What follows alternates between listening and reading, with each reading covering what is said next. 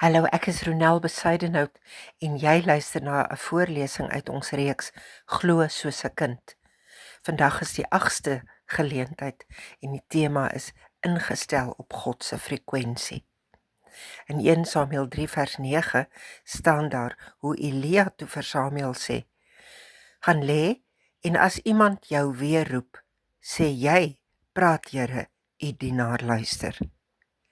In die tyd van Eli, dis nou alles 1 Samuel 1 vers 1, was die woord van die Here min gehoor en daar was nie dikwels openbarings nie. Dit was nie omdat God opgehou praat het nie, maar omdat die ore van die godsdienstiges doof geword het. Die tragedie van Eli was dat hy die rituele geken het, maar nie die stem nie.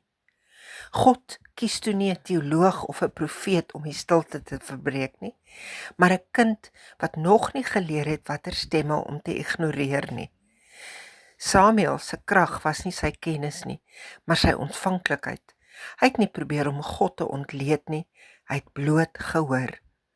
Volwasse geloof raak dikwels afgestomp deur die geraas van opinies, tradisies en selfs ons eie gebede. Ons is so besig om vir God te sê wie God moet wees of wat God moet doen, dat ons nie meer hoor wie God in werklikheid is nie. Samuel leer ons dat geestelike gesag nie begin by praat nie, maar by die radikale dissipline van luister. Om te glo soos 'n kind is om die radio van jou siel weer in te stel op die frekwensie van die stil goddelike stem. Mag ek jou vra, watter geraas in jou lewe doof jou ore om God se stem te hoor? Ek bid graag saam met jou. Here, vergewe my dat ek dikwels meer praat as wat ek luister. Vergewe my dat ek dikwels vir U wil voorskryf en minder gewillig is om U pad te loop. Maak my hart vandag soos 'n skoon bladsy waarop U kan skryf.